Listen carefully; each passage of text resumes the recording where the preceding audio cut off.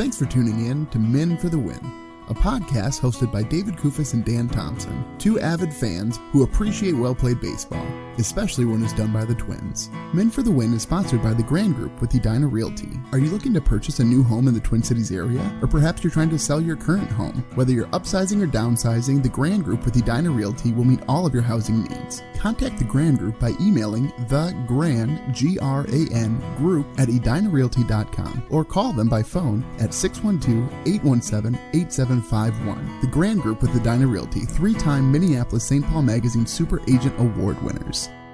On this episode, David and Dan recap the Twins' 4-game series against the New York Yankees. Thanks for listening. Enjoy. Thanks for tuning in to Men for the Win. My name is David Kufis. With me, as always, is Dan Thompson. The Twins go up against the evil empire, their greatest foe, their greatest adversary, but they still managed to steal one game, Dan, in New York out of a 4-game series from the terrible, terrible Pinstripes. I came in thinking they were going to win 2 games, and David, they really could have won 2 games. Arguably, yes. Certainly they should have split this series, but my goodness, Dan, the Twins, they always keep it interesting, right, with how they're going to lose to the Yankees. You know it's going to be heartbreaking. You're just not sure to what extent the heartbreak is going to be felt. Well, and here's the deal. They're only a game and a half back from Cleveland. We talked about wanting to be within 2 games. This division is terrible. Thank you, Mariners, by the way, for doing the job against the Guardians lately. But, you know, we saw a stat on Twitter here from Twins Geek. 2 weeks ago, the Twins had lost 3 straight to Texas with 2 games back of Cleveland, and they had 16 games in front of them against Houston, Boston, San Francisco, Chicago, and New York. And they actually gained a half game over that stretch. I mean, it's one of those things that I said it a couple podcasts ago, right? I said, all that matters is that we're within striking distance when the series against Cleveland begin. And here we are, Dan, definitely within striking distance. Yeah, and the schedule gets arguably a whole lot easier here. Or certainly, they have a lot more control now over how things are going to go. And so I guess let the best mediocre team win. That is definitely the way that it seems. Well, let's go ahead, Dan, jump into the series recap. Series recap. David, I saw Chris Archer made a start here. What an outing here for Chris Archer. Cy Young candidate, according to Andrew Hogenson. Chris Archer goes 5 innings pitched, which again ought to be praised to no end. I mean, the laud and honor that we should put upon Chris Archer should be greater, Dan, than world peace, I think. He kept them in the game here. He lowered his ERA, by the way. It's down to 4.47 after this 5-inning, 2-run, 4-hit, 2-walk, 2-strikeout. I mean, this is really about as good as it gets for Chris Archer.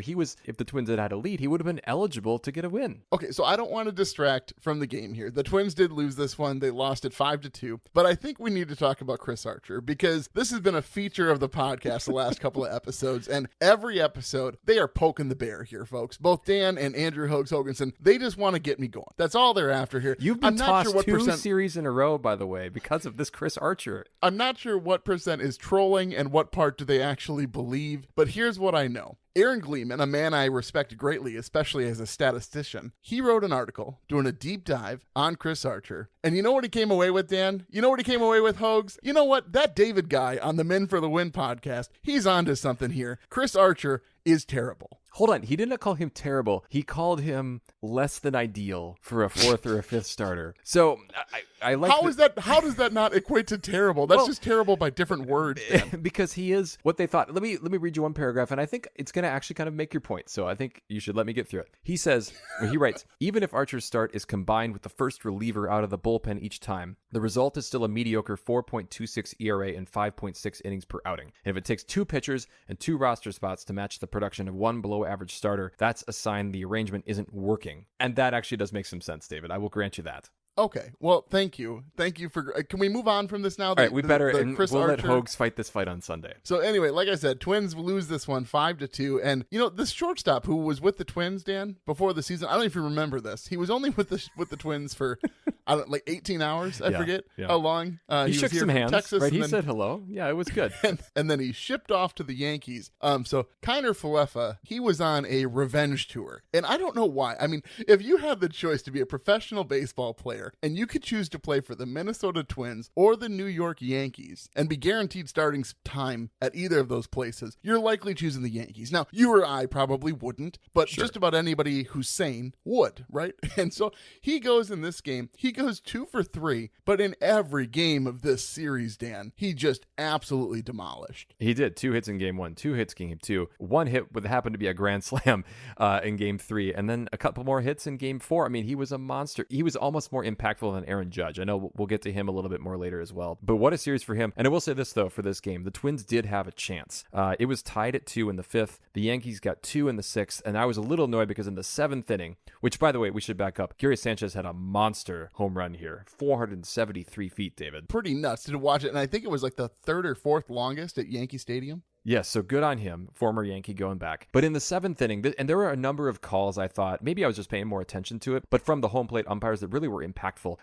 This is a 7th inning at bat with Luis Arraez. He's up, 1's on, nobody's out, and there's a strike 2 call that should have been ball 4. Like, Luis Arraez is like taking his gear off, he's ready to walk. He ends up striking out in that at bat. I thought that's a really crucial spot. You got the heart of your lineup coming up with a chance to maybe at least tie the game up. So there were just moments like that where I thought, man, the Twins really did have a chance. Maybe. I have such a hard time, Dan, honestly, ever believing that the Twins have a chance against the Yankees. And here's the thing. People start to say that, well, David doesn't even like the Twins. Like, he doesn't think they can do anything. Well, there's some truth to that. I really have a hard time having faith in this team's ability to win games, especially against quality opponents. And honestly, game 1 was the best lineup that the Yankees put out there. The rest of the time, they basically just called up their AAA squad and said, you guys should probably be able to handle this. Well, and actually, we should talk about then, let's move to game 2, because there was a key moment that I think went along those lines. The Twins actually lose game 2 in 12 innings. The first time they've played in 12 innings this season, 5-4. Plenty of chances, but also just so many mistakes in this game, David. I would love to tell you, Dan, it was just one too many mistakes. 4 errors.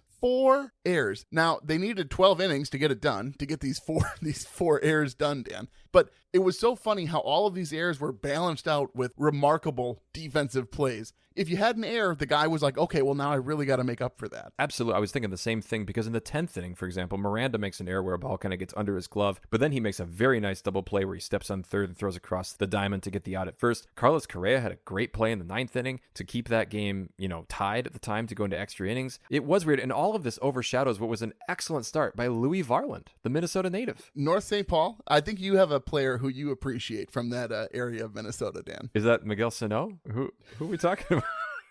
Joe Mauer, I think is his name. Oh, yes, Joe. Yes. Yeah, North St. Paul, of course. How could I confuse those two? But I mean, really, like, when they needed a start, and this made this loss just all the more sad, I suppose, because Varland goes 5 1/3, 3 hits only, 2 earned runs, 1 walk, and 7 strikeouts, including his first career strikeout is against Aaron Judge. Like, this doesn't get any better. I do love the age-old question about who has the advantage the first time a pitcher sees a hitter, a hitter sees a pitcher. In this instance, I think those 7 strikeouts, it's kind of like, well, yeah, I mean, I think that he had a little bit of an advantage, certainly. And we do have to keep in mind, again, this wasn't the A lineup that the Yankees threw out there for game 2. But I do think in this instance, I think you let the guy pitch a little bit deeper into the game. And I would even let him see Judge again. Knowing that you're in a doubleheader type situation, I really think Rocco should have let him pitch. He only threw 80 pitches. He could definitely go deeper into this game. And honestly, he could give up a homer just as well as Jax did, right? I know. And they had to burn so many arms in this just to get through this game. Thielbar, Lopez, Duran pitches 2 very good innings.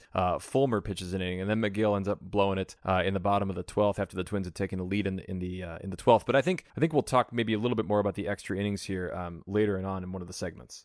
Game 3, David, I don't know. Did they play a game 3 in this series? I think that the emotion that was, I'm sure, just drained out of the Twins clubhouse after losing game 2. They knew that they were going to lose game 3 before it started. And honestly, yeah, totally. I think if the Yankees had offered, here's the deal, we'll just win and we won't have to play, I think the Twins would have signed that deal, Dan.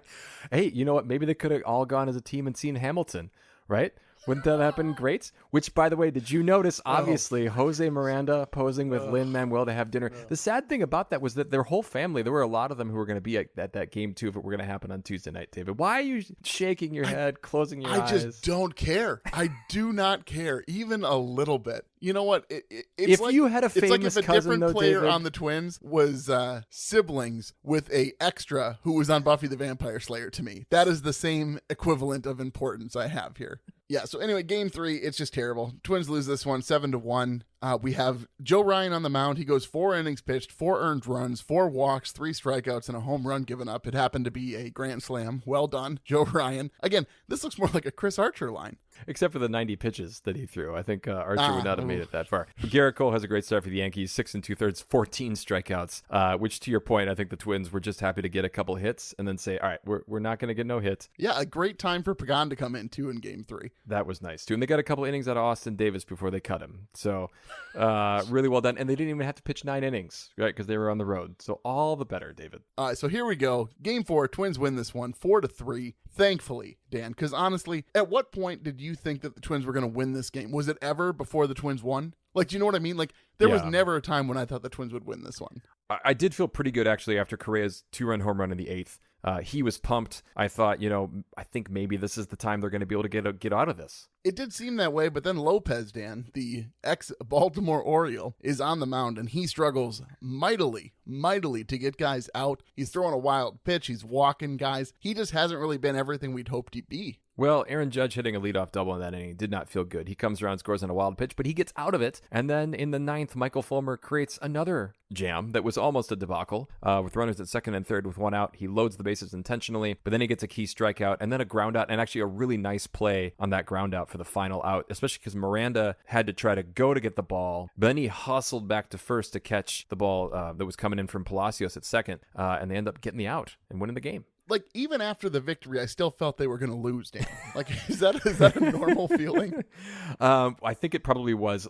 Again, and we'll talk about the segments, there were games that this just felt like how playoff games at Yankee Stadium feel for the Twins, where there's so many opportunities and they end up not winning. So at least they were able to end on the one victory. Catch 'em all, Kirby Puckett! Puckett's Picks winner. I was going to win this until that Correa home run, but I'm also very happy that Correa hit that home run and gave the listeners a victory and not you. Yeah, see, that's the thing. Like, it's always sort of like the bittersweet moment where, like, oh, shoot, I know I'm not going to win Puckett's Picks, but the listeners did, so that's way better than Dan winning. Yeah, so you still have the season lead with 16, I have 15, and the listeners have 12, though I guess we didn't even give the points here. How about you give the points for this? For the series itself? Yeah, so I had Arise who only had 3 points. Kind of a forgettable series for Arise, certainly. And then Miranda had 7, which honestly, in most series, is going to win you Puckett's Picks. But Correa took it for the listeners at 9. And it's important to note, this is the first time Correa has won for the listeners. And it's the first time Arise has lost for me. Oh, terrible news, Dan. So many firsts. Well, I still lead the season points scored 221 to 189 to 180. Coming back, David. I'm going to win this thing. There's a few series left. Even the listeners, though, could still make a run here and win this thing. They could. They're going to need to win a few in a row, certainly. Beast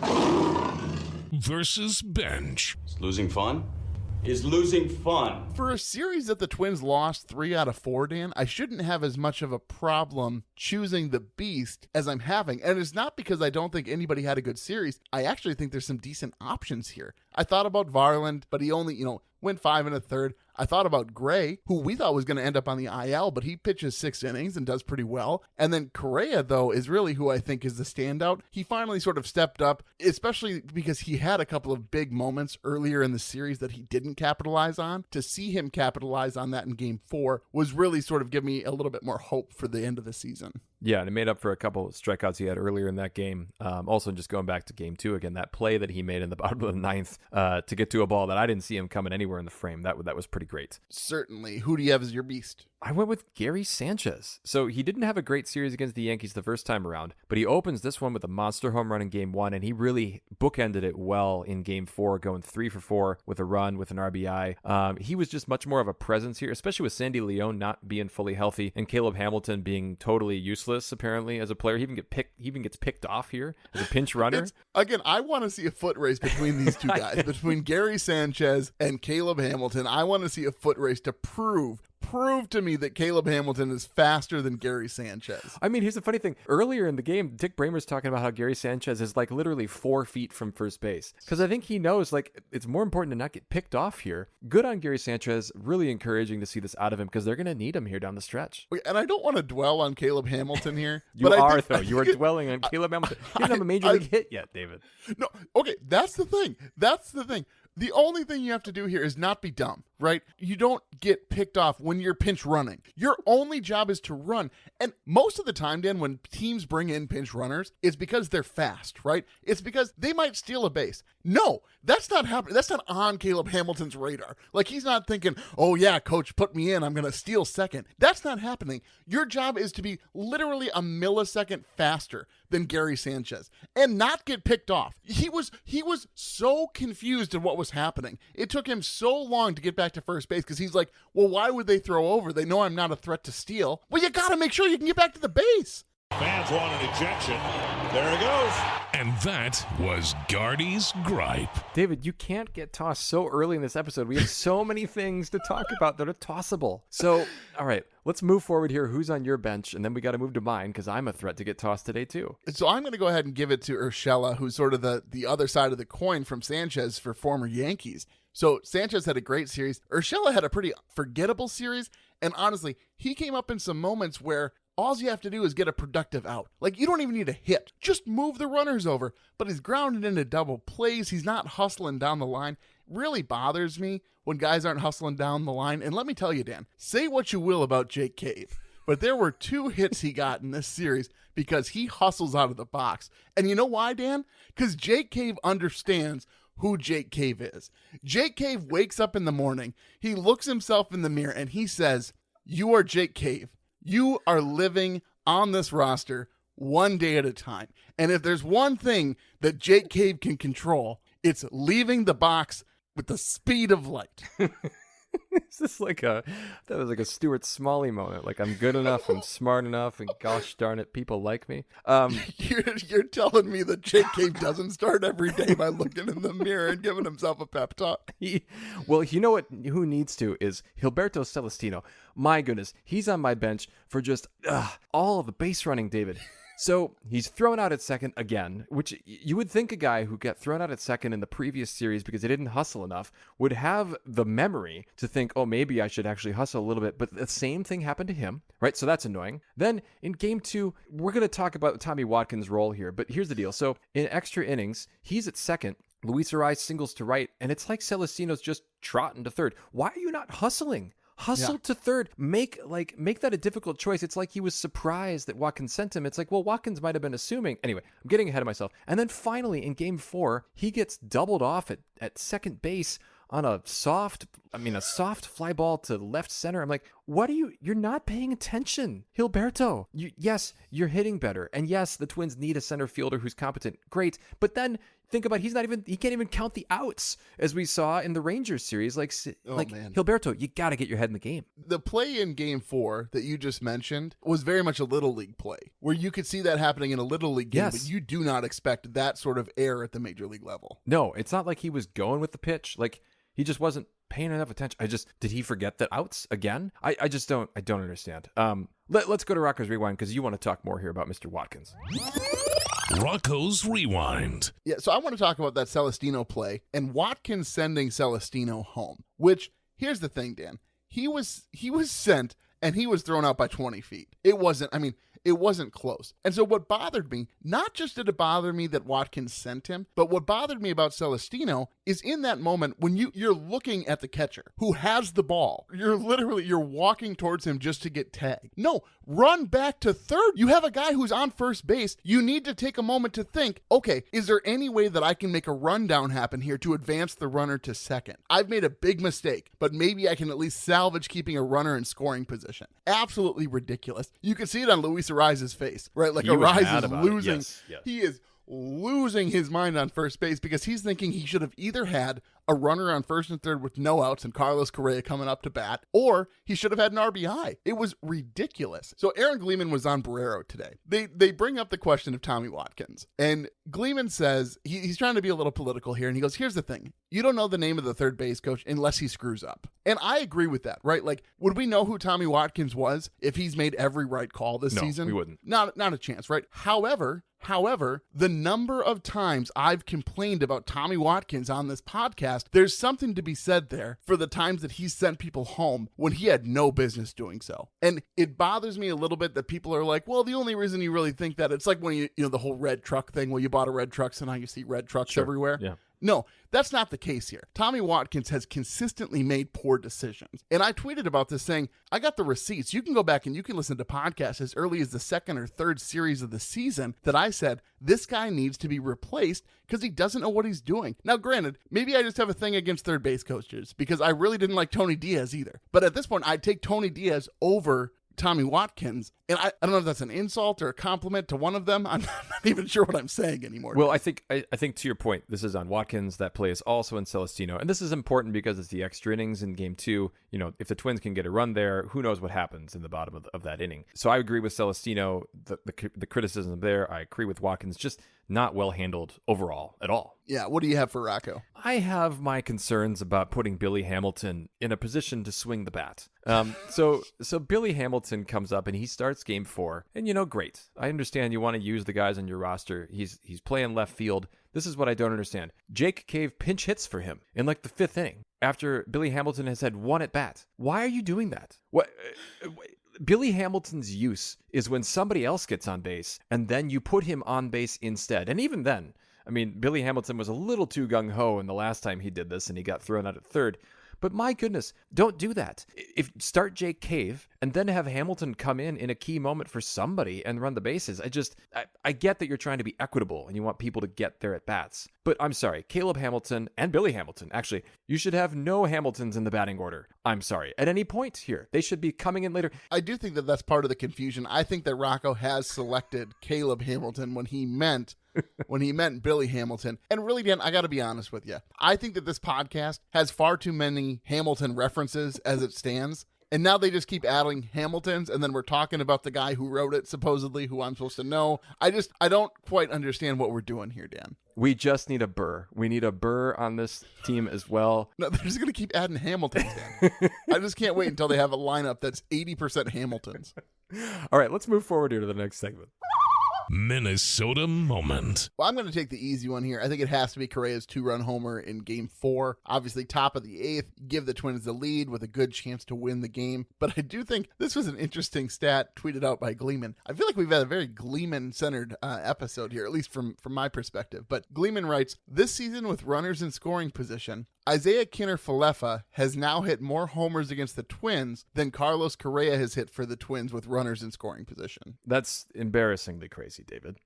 So it's about time that Correa hits a homer with a runner on. Now, granted, they weren't in scoring position; they were on first, but still, at least there was somebody on the base paths. That's true.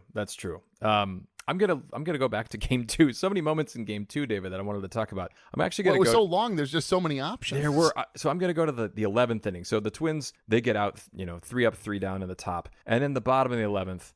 Fulmer intentionally walks Aaron Judge, which I get. So now you've got guys at first and second. And then Gleyber Torres walks, bases loaded, nobody out. But then somehow they get a great double play where Arise throws home to Sanchez. And this was a funny moment because Ronald Guzman is in this game. Now, he's a rookie for them. He actually doesn't have a hit either professionally. I don't understand why the Yankees let him bat with the bases loaded when you've got Marwin Gonzalez on the bench and you could have brought him in. I'll call it the Yankee hubris here, David. But he apparently walked to first base. I was stunned that Gary Sanchez had to play back to Luis Arise to get the double play. And then they get out because Marwin Gonzalez grounds out. I just thought I thought that was going to be this moment, this great moment where the Twins were finally going to be able to win a game. But then, of course, the 12th inning happens and the Twins squander a bases loaded chance with 1 out and they get the 1 run and then the Yankees find a way to win in the 12th. But that was a great moment, I thought, where I thought Yankee hubris was really going to actually hurt them. Yeah, I like what you wrote here where you said it was like a Twins-Yankees playoff game where you just knew the Yankees were going to win it. It was just a question of how. We're so used to the agony now, David, that it's just par for the course. I was pretty upset though, Dan. That was the most upset I've been at a baseball game in a long time. And I could not deal with everything that was going wrong in that game. Well, let's go ahead to the Mauer's Musings here, sir. I just don't know how it can get any better. Mauer's Musings. We've mentioned this before, Dan, but it seems that if Rocco had 2 choices and he could either make a lineup out of his active players or his players on the IL, he very well may choose the players on the IL to make his lineup card. But some of these guys are going to be coming back, and hopefully soon. But my big question to you, Dan, do you think that these players will be back in time to make a difference? And if so, if you could choose the order in which they come back, who's most important at this point? Isn't it baffling? Because I thought there's no way they'd still be in this race at this point, but they are. So yeah, I think it does matter. I think it matters even if it's just the last couple of weeks. because they've still got games against the White Sox, who are still around in this race somehow. Obviously, you wish they could be back for the Guardians series. And maybe I'll say this. If they can get back for that Guardians series in middle of September, so this is the one that's actually out back in Cleveland, then I think yes. And I want Buxton back. I want Polanco back. I think I actually maybe want Ryan Jeffers back here at some point because the catching play has been so poor, and Trevor Larnach. I want them all, David. Don't you? Yeah, I mean, Malley doesn't make your list? Well, Malley has just been so... Yes, I want a healthy Malley, but is that what we're going to get? That's a fair question. Yeah, I think you're right, though. Buxton, Polanco, I'd probably put Malley. Jeffers might be a little bit lower because I think I'd rather have Larnach just to have a little bit more depth in the outfield. Sure, that's true. And with Kepler now not playing, I mean, it sounds like he's... I mean, there's so few bodies healthy. It's really remarkable. So my question then, David, is does anybody actually want to win the AL Central? It certainly seems like guys are just looking to go home early when the season is over. They don't want to play anymore, and they know that at this point, anybody who wins in the AL Central, I think, is pretty unlikely to make it out of the first round. But we say that about teams, and then teams, I mean, they're going to be at home. They're going to host a series against the third wild card. Like, anything could happen in that. You got to win 2 out of 3 at home. I guess.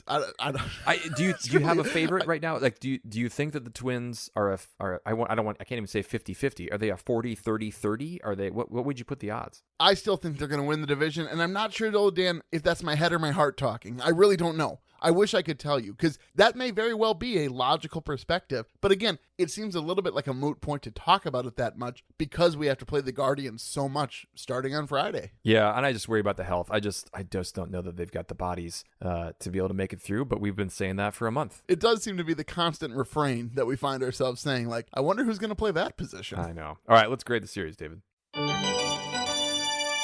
Series grades. A little disparity with this one, Kufas. I'm going to go with a C because I feel like, they were competitive in these compared to the Dodgers series or the Astros series where they've played some of the other better teams. They have been in these games here with, I would say, 3 of the 4 here. They were very competitive. So I'm giving them a D. And the reason why, and I've said this before, and some people don't really like the way that I do this, but had they lost game 2 in almost any other way, I would have given them a C for taking 1 in New York. But because of the chances that they had in game 2, I couldn't rightly give them a C in my mind. By the way, Dick Bramer's call of Miranda's flyout in the top of the 12th. Goodness. That ball was 50 feet still from the warning track. Dick. Unforgivable. You have one job. Talk about the game. I don't understand it. You are there. You're not looking at a screen like the rest of us are. And a lot of times, if you got kids or you're trying to do other things, you can't have your eyes on the screen at all times. So when Dick Bramer says, a deep fly ball, no, Dick, that's not a deep fly ball. That's a ball hit basically to the center fielder. Like, what are you talking about? You might as well have just said can of corn and called it a day. But instead, you go, deep fly ball. What are you doing? Anyway, it's a fly out. The Twins get no runs in that. Would have been nice to have.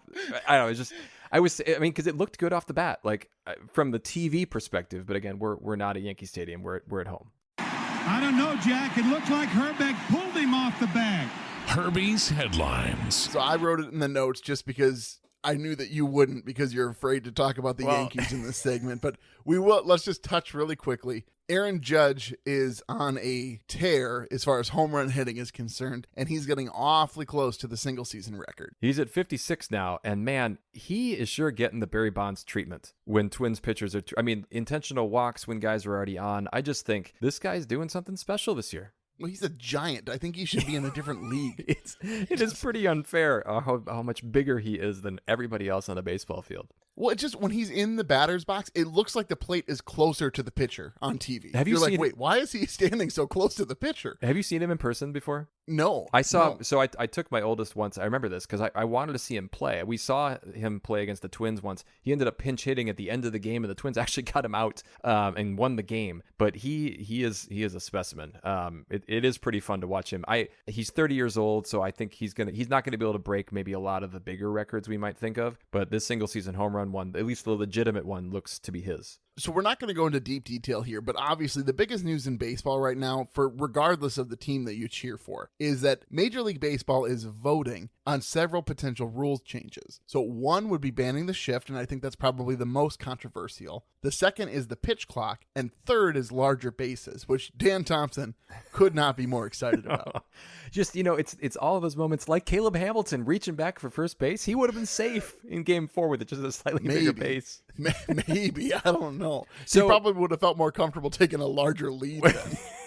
So I think I'm going to save the shift ban for you and Hoges on Sunday, because I think Hoges and I, we're all kind of one mind on this. But the pitch clock, this is my question about the pitch clock. Could you do this where it depends on the situation? Like, could you do this where in the first 7 innings it's something, but then later it gets longer? I don't know. I just don't mind the drama sometimes between pitches. Yeah, again, so much of this comes down to how it's enforced and like when it's enforced. That's really what matters to me the most. And so that's why I've had a hard time really making a judgment on this, because I want to see how it works out. But again, I don't know if I want baseball games that are under 2 hours long, right? It's not an F1 race, you know? Well, that's your favorite sport now, isn't David? F1? It is. During that game too, where the Twins were struggling here, I had vowed off baseball for a little bit there because I was losing my mind. I said I was only going to watch F1. Well, and we got to point out, Louis Varland worked really quickly, and that game was pretty fast. So I do think there's something to be said for this. I don't mind the pitch clock. I just think there are moments where the drama in baseball is that it doesn't have any of these clock mechanisms, and you add that in, and I just think it does change the nature of the game. Sorry, and just a quick correction here. The game in total wasn't fast. Varland worked quickly during his outing. Sorry. But it was a 4-hour baseball game, Dan Thompson. But those first 5 innings went by as like an hour and 10 minutes, David. No, I know that's what you meant. I but know. like It was just funny that it was like that you're like, it was a quick game. I'm like, no, it was not. It kept going. I had to leave, pick up my daughter. I had to move from the TV to the radio. It was a whole process. All right. Well, I think we'll save the rest of those for Sunday, but let's go into Puckett's picks. And we'll see you tomorrow night. Puckett's Picks.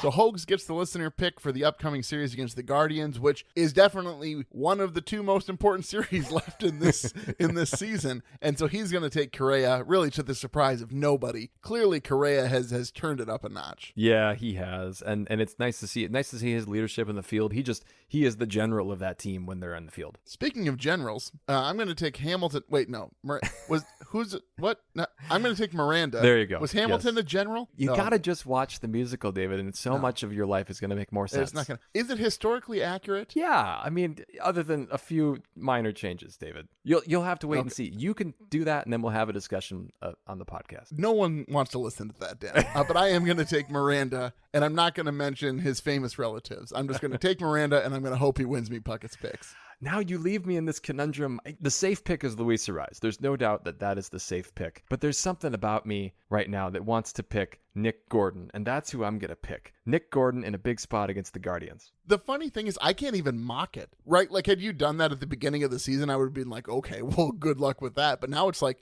it's very possible that he could win Puckett's picks for you. And I've never picked him, so I'm glad to have him. Glad to have him on my team. Oh, well, you were going to, right? That one series, but then Hoges forced you to take Jake Cave. Exactly. We could look at the edit history of this podcast spreadsheet, and I bet it's in there somewhere, David. That will be my proof text right there, is the edit history on this Google Sheet. Well, Dan, why don't you go ahead and give us the outro? Since you'll be traveling this week, we'll have Hoges on the podcast on Sunday, and then hopefully you'll return safely, and we'll record to cover the Royals series, which I hope, Dan, and will probably need to be a twin sweep. Let's hope so. All right, folks, if you like what you hear, please tell a friend. You can follow us on Twitter at Men for the Win. You can find our Men for the Win Facebook page as well. Make sure you subscribe to the podcast so you're notified when new episodes are available. And if you could leave us a rating, that would be great. Thanks for listening. And as always, go Twins. That'll wrap up another episode of Men for the Win, a podcast hosted by David Kufis and Dan Thompson, 2 avid fans who appreciate well-played baseball, especially when it's done by the Twins. Thanks so much for listening, and as always, go Twins.